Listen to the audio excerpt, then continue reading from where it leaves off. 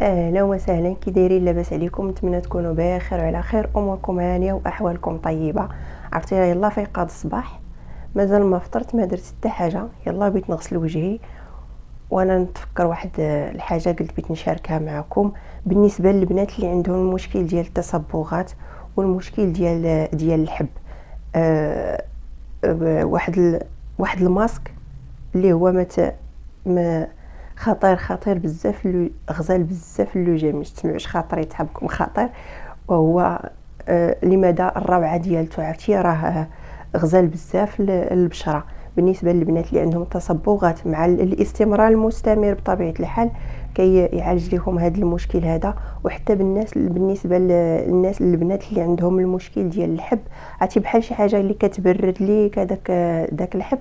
عادي واحد الخلطه كنستعملوها هكا في الحمام، راه معروفه، اللي هي السقله البنات، شي حاجه اللي رائعه بزاف للوجه. واخا ما كتزعموش ديروها، محال واش تزعموا ديروها هكا في الدار، ولكن انايا كنستعملها، كنديرها كماسك في الدار. عرفتي راه ما نعاود لكمش، ما تخافوش، حيت السقله كاين اللي كيخاف منها يديرها في الوجه، حتى في الحمام كيخافوا يديروها في الوجه. علاش؟ تيقول لك على فيها الحنه، تخلي لينا الوجه، تخلي لينا اللون في الوجه. وداك الكركم اللي كيكون فيها حتى هو يخلي لينا اللون صفر في الوجه. ما عندكم مناش تخافوا لا في الحمام ولا حتى في الدار، انايا تنستعملها حتى في الدار. الا دوجت الله الا كتخرج ليا لوسخ في الدار. بالنسبه هكا الا درتو ماسك للوجه، تنغسل وجهي وتنديرو ماسك وتنخليه واحد شويه. عرفتي راه ما نوريكمش النتيجه.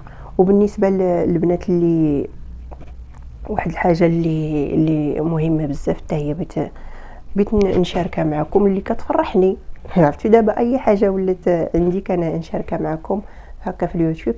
بالنسبه للشعر ديال الوجه، البنات ولا حتى اللي عندها الشعر في الوجه تحاول تحيدو. راه كاينه ديك الشفره اللي ما نجي في المستطاع ديالها دير الليزر او اي حاجه، راه كاينه هذيك الشفره ما عندها مناش تخاف منها، تستعملها تحيد بها الوجع. عرفتي كي كيبقى لك الوجه عرفتي الفرق ما بين منين تيكون عندك الشعر في الوجه وما بين منين كتحيديه كيبقى لك. عرفتي انا كيعجبني وجهي منين كنحيد داك الشعر ديال الوجه، تيبقى رطاب. وحتى الا استعملتي الكريم ديال الترطيب ديالك تيعطي المفعول ديالو، تيبان الوجه هكا كيبري. ودابا غسلت وجهي مزيان بالصابون، حيت انا اول حاجه اي حاجه قبل ما نديرو اي ماسك ضروري خصنا ننظفوا الوجه ديالنا بالصابون مزيان. وعاد انا كل صباح كنظف وجهي نغسلو بالصابون، حيت عندي هنايا وهنايا عندي شويه، ماشي شويه، دهني، حيت عندي البشره مختلطه، عندي هنايا دهني وهنايا جاف. داكشي باش ضروري كنغسل وجهي بالصابون هو الاول في الصباح. عاد غسلته بالماء سخون، درت شللته بالماء سخون، ماشي ماء سخون طايب تيحرق، ولكن ماشي بارد عاوتاني، سخون شويه باش يحل ليا المسام ديال البشره، باش هكا نقدر نستافد من المكونات ديال السقله. وهذه هي السقله، كنوجدها انا على تيساع، ماشي في اللحظه والحين اللي كنبغي نطبق فيها الماسك كنديرها.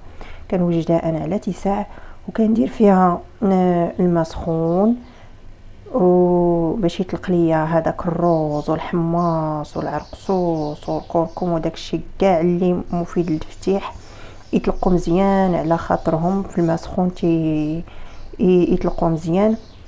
وعاد كنجي نطبقهم على وجهي. وهاد العشوريه هي مشيت طبقت هذيك سميتها كيف قلت لكم، تغسلوا وجهكم فاش تغسلوه بالصابون تتشللوا بالماء سخون، ماشي ما طيب، ما سخون، باش نستافدوا من هاد المكونات اللي في السقله. كاين اللي كيقول لها السقله، كاين اللي كيقول لها الطبريمه. المهم كنطبقها هكا، كنخليها واحد 10 دقائق. مشيت غسلت وجهي، هانتوما كتشوفوا راه ما بقاش فيه داك لاطخاز ديال الحنه.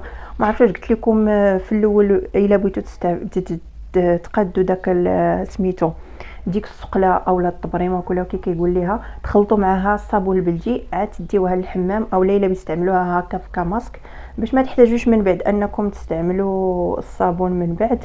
وكيخرج لكم الوسخ بسهوله مباشره. هي تشلوا السقله كيخرج لكم الوسخ لا في الحمام ولا حتى هنايا.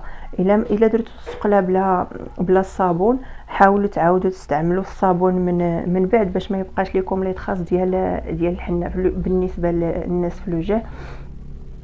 ومع الاستمرار مع الاستعمال المتكرر كتشوفوا دوك لي تخاص وداك الحب كيبرد شويه. انا كنستعملها في عرفتوا واحد النهار بالشرا كيخرج لك شي حبه هنا ولا هنا بحال كتبردوا. بالنسبه كيف ما قلت لكم المراهقات اللي عندهم الحب كيكون عندهم شي بعض المراهقات تيكون عندهم الحب في الظهر، حتى هي السقله في الحمام شي حاجه خطيره ما نعاود لكمش. الحمام بلا سقله انا عندي راه ماشي حمام. ايوا هذا هو الماسك اللي كنستعمل انايا ديال السقله. كاينه السقله ديال الوجه بوحدها، ولكن انايا كنستعمل غير هذه. ما عنديش مشكل حتى شي نهار وندير لكم فيديو على السقله ديال خاصه بالوجه ما فيهاش الحنه. وهذا هو اللي خافت من الحنه ولا شي حاجه. المهم تنعاود ندير لكم فيديو اخر ندير لكم فيه السقله ديال الوجه اللي بلا حنه. وهذا هو، نقول لكم فيديو جاي ان شاء الله. بسلامه.